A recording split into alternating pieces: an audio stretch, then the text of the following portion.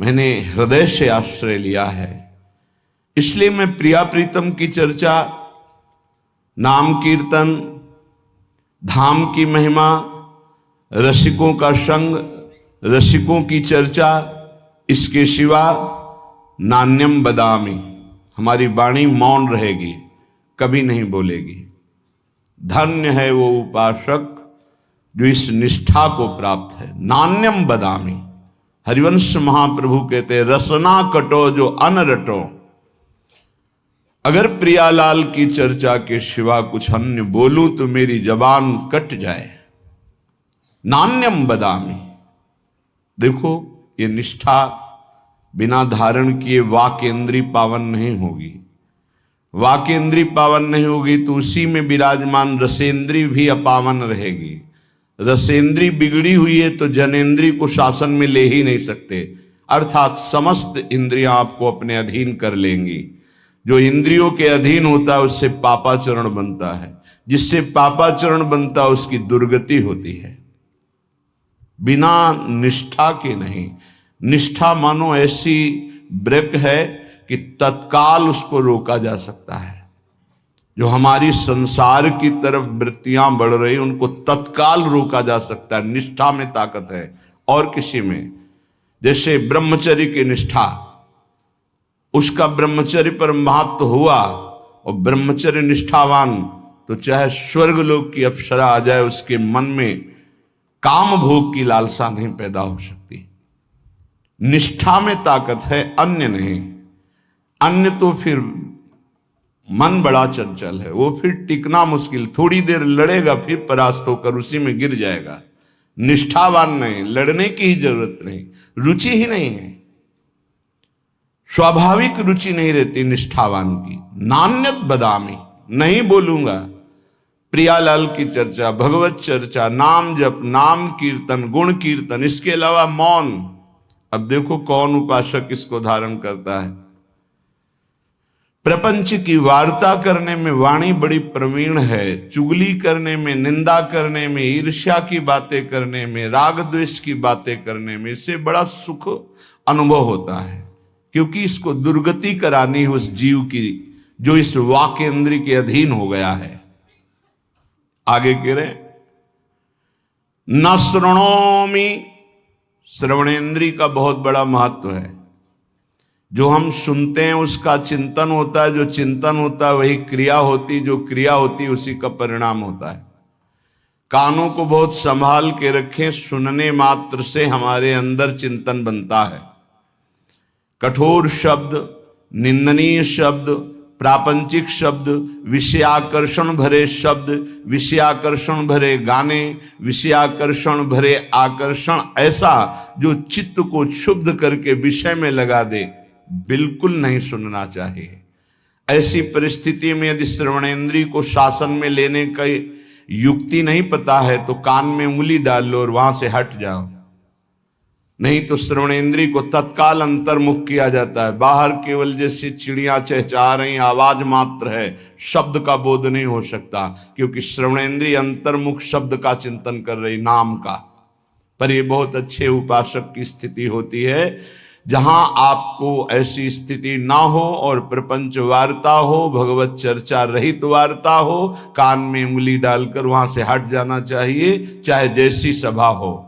नहीं तो उपासना खंडित हो जाएगी, उपासना बाधित हो जाएगी। ऐसा कौन साधक करता है?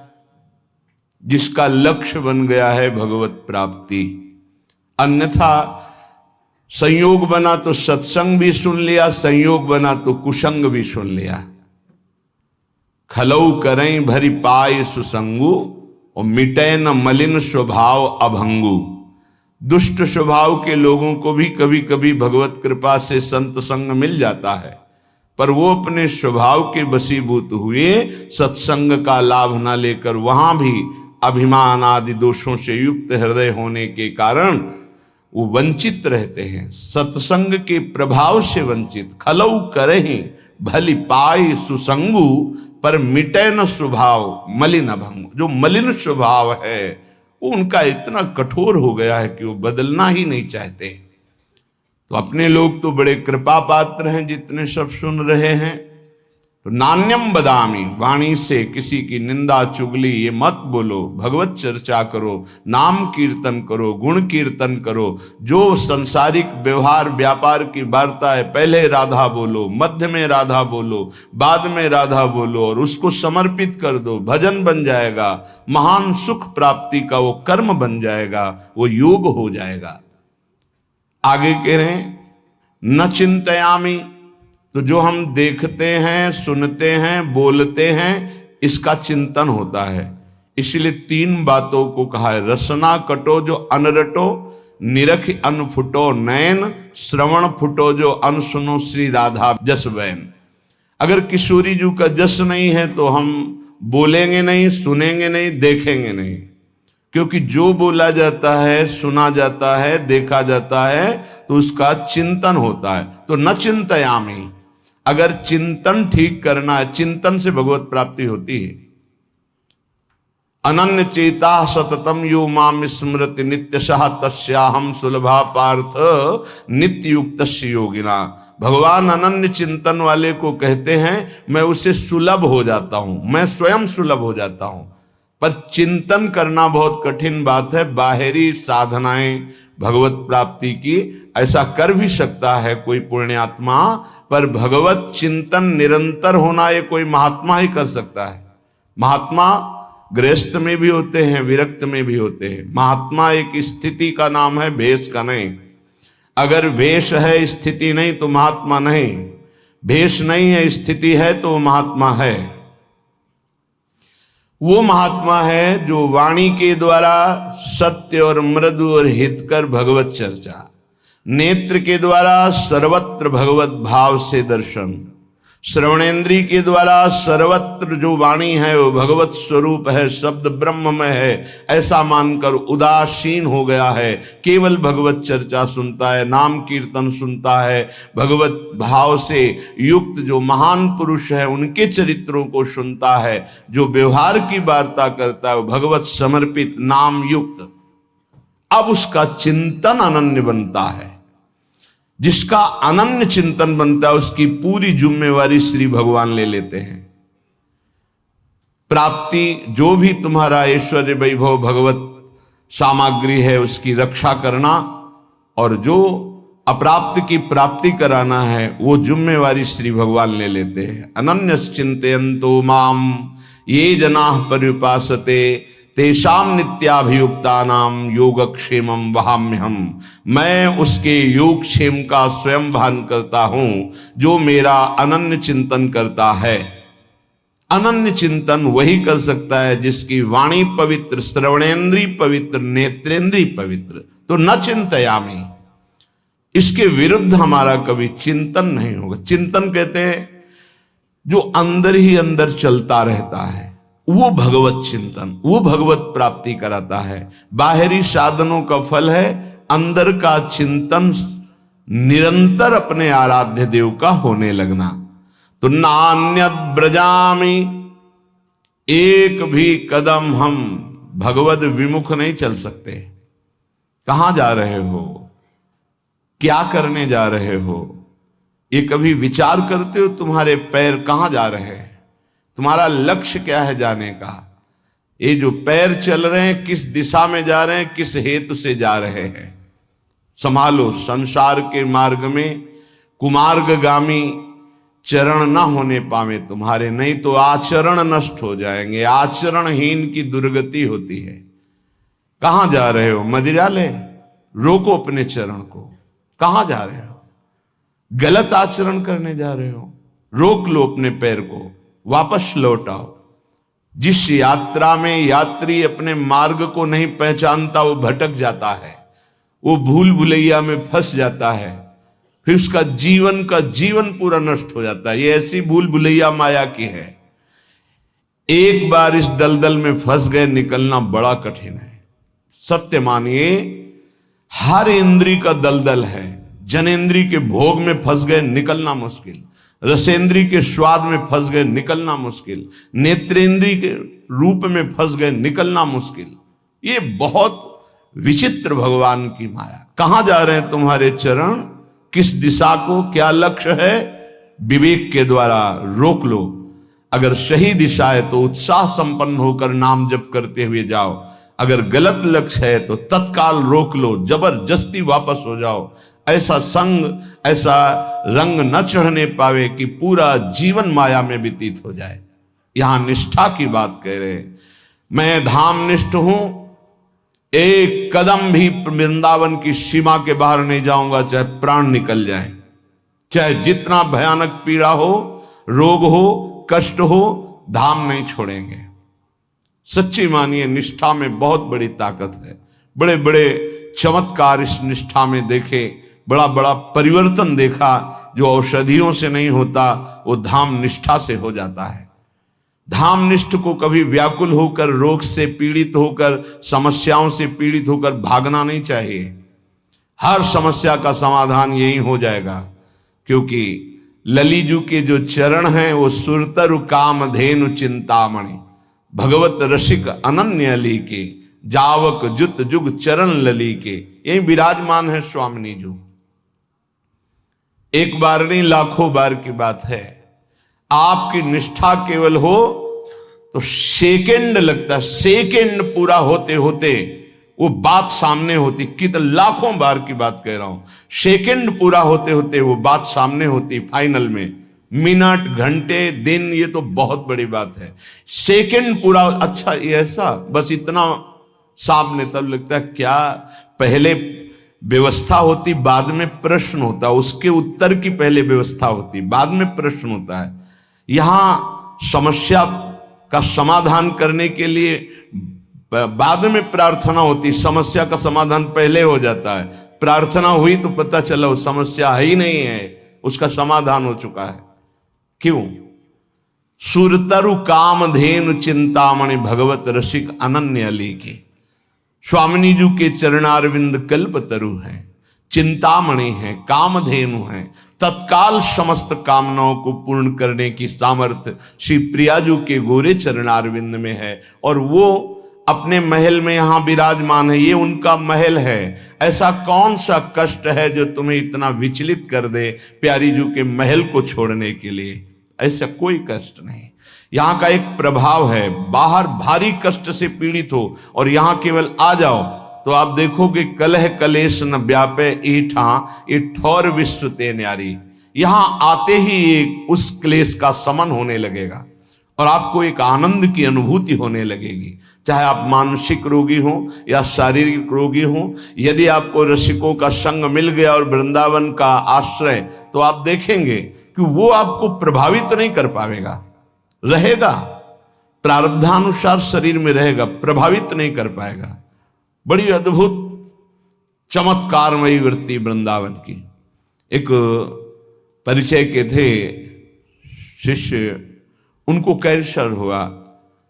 फिर उन्होंने सूचना दी कि बहुत भयानक स्थिति है, किसी भी तरह अब हम बचने वाले नहीं। जब ये सुना, उससे प्रार्थना की कि अगर आपकी थोड़ी भी श्रद्धा है तो चाहे जैसी परिस्थिति हो वृंदावन आ जाइए, बस एक बार आ जाइए आप। उसने कहा ऐसी समस्याओं में अस्पताल में भर्ती हैं ये। उनके पुत्र ने कहा आने लायक तो है ही नहीं, तुमका जाना तो है ही, फिर आ क्यों नहीं सकते? तुम जैसे बने। तो यहाँ एक बैठे हुए संत भगवान, वो उनको बहुत सपोर्ट किए, वो आए। ये जो सामने है वेदांत, भक्ति वेदांत, इसमें भर्ती हुए। शाम के हित धाम में रहते थे, शाम के वहां गए, बहुत ही कष्ट, रो पड़े। उन्होंने कहा भयानक कष्ट है, राधा राधा राधा राधा। श्री जी का प्रताप, उन्होंने कहा हटाइए, सब हटाइए हमारे शरीर से, बस हटा दीजिए जो मैं कह रहा हूं। एकदम आवेश आया, सब हटवा दिया, काम हो गया। राधा राधा चल दिए। बाहर निकल के आए, थोड़ी देर बाद पता चला वो श्री जी के पास गए तो उनके पुत्र बता रहे थे उस समय से कुछ नहीं, वो जो उनके यंत्र सब लगे हुए थे, वो कहा मेरा कोई कष्ट नहीं, अब मुझे श्री जी बुला रहे, मैं जा रहा हूं। चले गए। न जाने कितने दिन भोगना पड़ता, न जाने कौन कौन से प्रारब्ध उदित हो जाते हैं जीव के अंतर्गत। विश्वास कीजिए, धाम, नाम और भगवत प्रेमी महात्माओं का आश्रय, ये बड़े बड़े प्रारब्धों को नष्ट कर देता है। वो अपने शरीर में प्रारब्ध लेकर भोग सकते हैं, लेकिन वो प्रारब्ध को नष्ट करने की अपार सामर्थ्य रखते हैं। धाम प्रेमी, नाम प्रेमी, प्रियालाल के चरणारविंद के अनुरागी जन। तो नान्यत ब्रजा में कुछ भी हो जाए, जिसने ये नियम ले लिया, अनंत जन्मों के पाप भस्म हो जाते हैं, उससे भगवत प्राप्ति हो जाती है। इस रज का अद्भुत प्रभाव। ना भजामि ना चाश्रयामि। अब मुझे कोई कितना भटकाना चाहे, मैं प्रिया प्रीतम के सिवा और किसी का भजन नहीं कर सकता। ये निष्ठा होनी चाहिए। अपने गुरुदेव इष्ट देव में जिसकी निष्ठा नहीं है, कुछ भी कर ले, हाथ कुछ नहीं लगता। ये माया है, बड़ी प्रचंड और प्रबल है। एक क्षण में तुम्हारा जितना सुकृत है सब लूट लेती है। गुरु कृपा पात्र हरि प्रियाजू के चरणारविंद की निष्ठा तो माया कोई है ही नहीं। मां माने नहीं या माने जो, जिसकी सत्ता ही नहीं उसका नाम माया है। न चाश्रयामी, भूल से भी किसी का अन्य का आश्रय हम नहीं ले सकते। अंदर से देख लीजिए, भूल कर भी प्रियालाल का आश्रय नहीं और सब आश्रय हैं। बैंक बैलेंस का आश्रय, व्यक्ति का आश्रय, पदाधिकारी का आश्रय, शरीर का आश्रय, संबंधियों का आश्रय, नाना प्रकार के आश्रय हैं, लेकिन प्रियालाल का आश्रय नहीं। एक आश्रय दृढ़ हो जाए और सब आश्रय छूट जाए तो अभी भगवत प्राप्ति हो जाए, अभी इसी क्षण प्रियालाल का साक्षात्कार हो जाए। आश्रय में कमी रहती है। वो पता तब चलता है जब सुख या भारी दुख की संयोग वृत्ति होती। भारी सुख मिला, मैंने किया ऐसा ऐसा तो मुझे मिला, या अमुक ने सहयोग किया ऐसा, वो प्रियालाल को नहीं देख पाता। भारी दुख की परिस्थिति है, अमुक को फोन करो, अमुक का परिचय उसको याद आता है, प्रियालाल का नहीं। ये अनाश्रित का लक्षण। और आश्रित का चाहे जितना सुख आवे, मेरी किशोरी जी की कृपा, वो देखता है कृपा। चाहे जितना दुख आवे, वो उसमें भी उनका विधान देखता है। मेरी लाडली जो कोई मंगल विधान कर रही, उसका कहीं किसी और की तरफ अंदर से वृत्ति नहीं जाएगी। ना चाश्रयामी, मैं किसी अन्य का आश्रय नहीं ले सकता। पश्यामि जागृति तथा स्वप्ने भी नान्यत। आहा, अन्य किसी का न जागृत में न स्वप्न में।